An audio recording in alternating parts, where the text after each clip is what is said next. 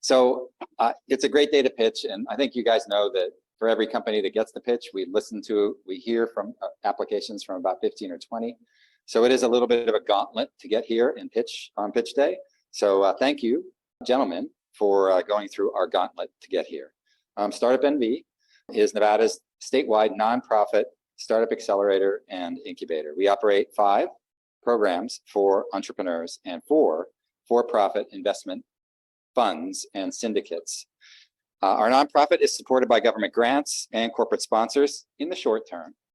And over the long term, accelerator companies donate a part of their stock to the nonprofit, and our investors give 5% of their profit back to the nonprofit as well.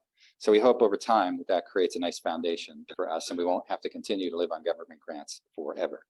Now, we run pitch day for 100K fortnightly on Wednesdays, where companies pitch for the Q&A that's going to come from this room and online, and for entry into our accelerator program, which comes with an investment from FundNV, which is our pre-seed fund. And that fund invests $50,000, and then that gets added to by our limited partners. And then that whole total gets matched by the state's SSBCI program. So our average before it's matched is $124,000. That's been our historic average on investment. And again, that's matched by an investment from SSBCI. So we've made 30 investments in 23 companies since 2021, a total of about $5.9 million. And we have about 167 investors in our syndicate of investors who have either invested in FundNV or just in our syndicate, one of our other things. So there's a lot of people who, if they like the pitch that they see here, are willing to invest in the right opportunities. Now for the legal disclaimer. Now, the pitch you're going to hear today is to our SEC compliant syndicate and funds. This is not a general solicitation for investment. That wouldn't be legal. But we do ask the public to come and attend, sort of like watching Shark Tank, just so you can see what's going on and have the experience for educational purposes.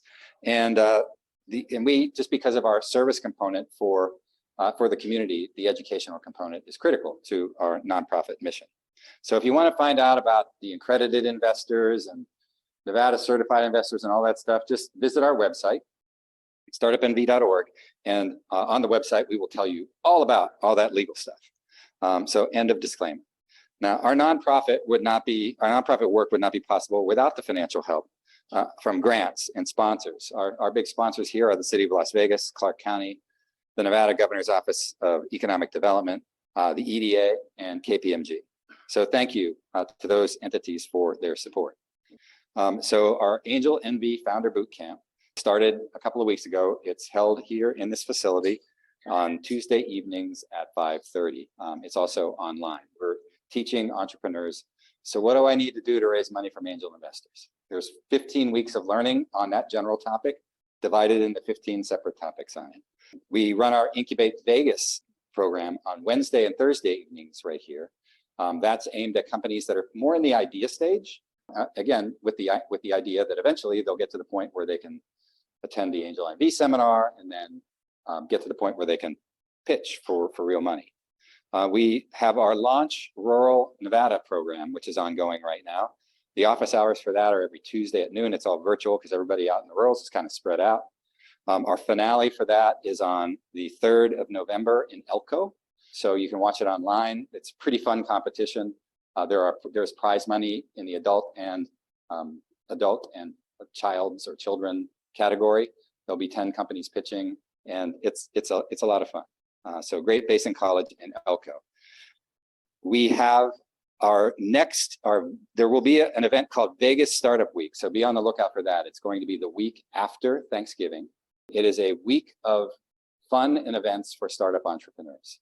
It will culminate with an event called Scale Up, which is what we used to call it Sip and Learn out at Town Square in the WeWork Center out there. So it's a great week. There's a lot of learning that goes on, but mostly it's just fun and celebration of entrepreneurship. So if you can find all of that and more on our events page at startupnv.org. We're going to get started. So Kevin, if you are ready, I will change places. We'll do the dance. All right. Well, my name is Kevin Schriffin. I'm the CBO of EV Range.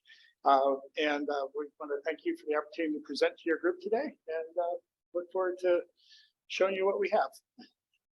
So we are a revenue stage company that's focused on deploying and operating EV charging infrastructure. We really have three different pieces of our business.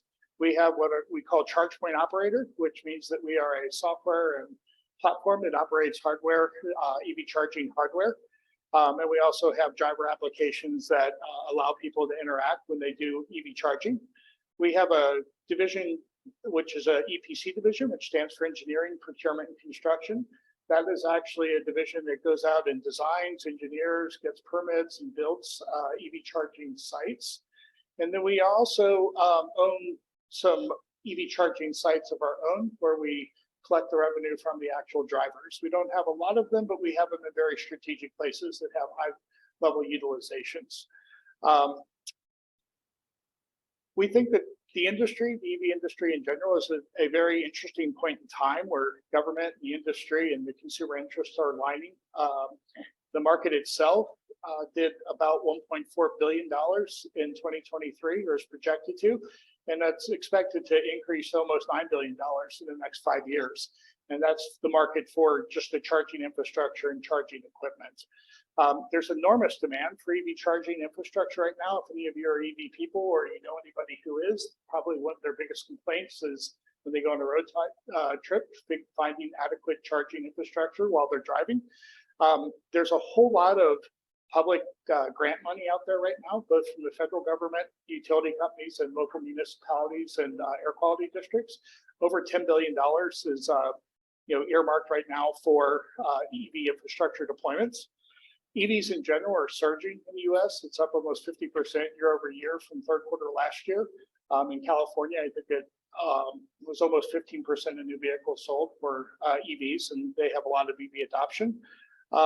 The automakers are introducing a lot of new vehicles to market by 2025. You watch any type of sporting event, you see an EV commercial. Almost 150 of them are slated to be introduced. And they're really targeting by the end of 2030 that over 50% of the new vehicles sold will be in EV. The other big thing that we think is creating a big opportunity is there are a lot of places that have to have EV infrastructure deployed, but the people who are in charge of deploying it really don't understand it that much. And it's a super complicated process that's not easy to get your head around sometimes. So that brings us to the problem. While there's enormous demand, the process to deploy it is very complicated. It requires a lot of expertise across multiple disciplines like engineering, construction, software, payment systems, charging systems.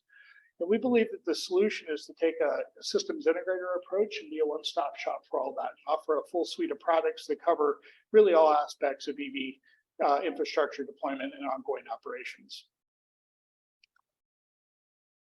We have our business model looks a little bit like this. We have basically 4 areas where we generate sales opportunities. We have direct sales people. We have a network of electrical contractors and install contractors that refer us. We have site developers, people that are looking to help people add infrastructure to properties. And then we have a great referral partner base, including LG, the electronics company, BTC, and EVSCO, which are big manufacturers of EV charging hardware, LSI, and also a company called XL Lifts that making heavy-duty forklifts. Those all feed 4 different areas of product and services for us. We have what are called development services, where we're looking at a site and assessing whether they have electrical capacity, whether there's what the ADA requirements are, to put in charging infrastructure, and we'll help them all the way through design, engineering, and sometimes grant applications and obtaining permits to build. And on the right-hand side, you can see some of the customers that are in that bucket. A lot of hospitality groups, golf groups, folks who need to add infrastructure. We have deployment and field services, which really gets into the building and constructing of the sites. So we do a little bit of construction internally in California. And we do construction management outside of California, but we also make sure that we procure all the right electrical equipment and materials for the contractors, and then also the actual chargers themselves. We handle all of our own commissionings internally with our software platform and getting the chargers up onto the network. Then we have what's called the CPO, EV network charger or connected chargers. So here we're actually selling hardware to end users, and also subscriptions to network software to operate them, which includes payment systems, and people can set their own pricing and decide what their pricing models are. And then we also have a 24-hour a day, 7-day-a-week driver support line. So when people are actually using the chargers, we are able and accessible to help them if they have questions. And like I said, we also have some of our own owned and operated sites. And some of these folks over here are just examples of site hosts. We have places at ski resorts and places where CVS is the anchor tenant, Holiday Inn, Starbucks, and a few others. This is what our pipeline looks like right now. We see it as, there's qualification where we get, involved in different projects and discussions with people wanting to add infrastructure. We have the next year is when we actually engage with the customer and they start, hiring us to do things like site assessments, utility capacity studies, grant applications, things like that. And we move into development, which is really where we're actually engineering the sites and getting permits issued. And from development, projects will move into a quotation phase. So the quotation can be, for obtaining the hardware, or it can be all the way up and through, engineering and construction of the sites. And then right now we've got about $4 million of actual construction sites going on with the folks that you see here. And down at the bottom, you'll see just some of the list of customers that we have and have executed for in the last couple of years. Our leadership team's robust. A couple of us have some gray hair and have been through a couple experiences before. Our co-founder, Carl, is an EV industry veteran. He's been in it for about 12 years, and he started working in engineering firms that designed some of the first Tesla supercharger stations and got recruited to a company called PlugShare, which is a software that helps EV drivers find charging infrastructure that had some infrastructure aspirations of their own when they started. And I won't spend a lot of time on this slide, but we just have a really great team that's well suited to take care of this opportunity. This is an idea of or a map of where all of our sites that we've built have been built throughout California, Nevada. And we've installed over 300 superchargers in the last couple of years across 50 sites. We do work for other people like Tesla, Shell, and Electrify America, where we're just doing the building of the sites. So that's really good. They're not using our network in those scenarios, but they are, using our engineering and also our construction. We also get the benefit of seeing what the industry leaders are doing and the type of equipment choices and things that they're making. So it's good. We learned some things. We also learned some things not to do, and we learn that on their dime. So it's nice. That expertise allows us to really be a good consultant to our customers and problem solvers when we're handling everything from the beginning to end. And probably one of our biggest feathers in our cap this year is that we helped a company called WattEV install the first high-powered truck charging station at the Port of Long Beach, which is the nation's biggest port. It's also the biggest charging station that's been installed to date. And we have another project we're in the middle with them on, and have 5 more lined up for next year. This is a map of where our charging stations and customers that and partners are. So these are a combination of sites that we've built for ourselves, and also just sites where we've sold hardware and licensed our software platform to others. We are actually the 4th largest high-powered charging network in the state of California. When I say high power, it means 180 kW plus, which is a fast charger, which will charge your vehicle in 15 to 45 minutes, depending on what kind of car you have. Our network's really expanding quickly. We're in 7 states. We've got a couple hundred nodes right now. We've probably got 200 to 300 nodes that are in process of getting installed. We also have secured a lot of grant funds for building some more strategically located sites throughout the state of California. And we're also working with Kevin? What? Yes. If you can get to the ask slide, that would be good because we've run out of time. Oh, I'm sorry. All right. Well, here's an overview of our charge management system. It shows you the dashboards and some of the features and functionality I'd be happy to talk about. This is where we are revenue. Like I said, we are a revenue stage company. We did about $7 million in 2022. We're on track to do about $12 million in sales. We are profitable, but we are throttling our growth through our ability to raise capital. And what we are here today to talk about is getting investments in the $2 million that remains in our convertible note. We have a convertible note that is authorized to raise $6 million. It has a post-money cap of $24 million. It earns 5% interest along the way, and it converts to a 20% discount either at the end of next year or when we rise probably price round to $5 million or more. And we are also getting ready and preparing to do more of a Series A type of raise to really step on the gas with our company. So, that's it. I think we're a rapidly growing company. We're in a very hot space and with a lot of demand. We've created a scalable system, and we have a backlog of strategic sites and some top tier customers. Okay, well, thank you very much, gentlemen. Interesting presentation. I'm going to toss it back over to Jeff. Okay, thank you, everyone.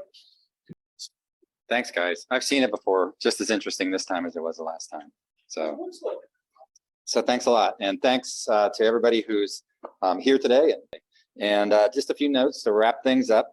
Now, investors, if you're curious about how to do this thing called startup investing, go on our website and follow the I'm an Investor path. We have a path for people who have never done it before, and we have a path for people who have done it lots of times and they know exactly what they're doing. We have 4 funds or 3 funds in a syndicate that we're racing for right now. Fund NV2 is a pre-seed fund. It's the investments that we would do in the very companies that we saw today, in the companies that we see on pitch day. Angel NV is our annual conference fund, where we teach angel investors how to invest or teach accredited investors how to invest in startups so that you do it the right way and you don't end up losing all your money and you get to keep doing it for many, many years to come. So that's called Angel NV. You can check that out online. And then our 1864 fund, which is our seed fund that invests in companies that have at least $500,000 a year in sales and have the beginnings of product market fit. And those investments are larger. Our syndicate invests on a deal-by-deal basis, and they usually will invest alongside of one of the other deals that we have going from one of the other funds. So go and check out the investor page on the website, and it will tell you all about it. Thanks again to you guys for pitching today, and to everybody who listened in. We're going to see you right back here again in 2 weeks, right in this very place and on this very Zoom link. So hopefully we'll see you back here in 2 weeks. Till then, take care of yourself. And if you can, someone else too. We'll see you guys later.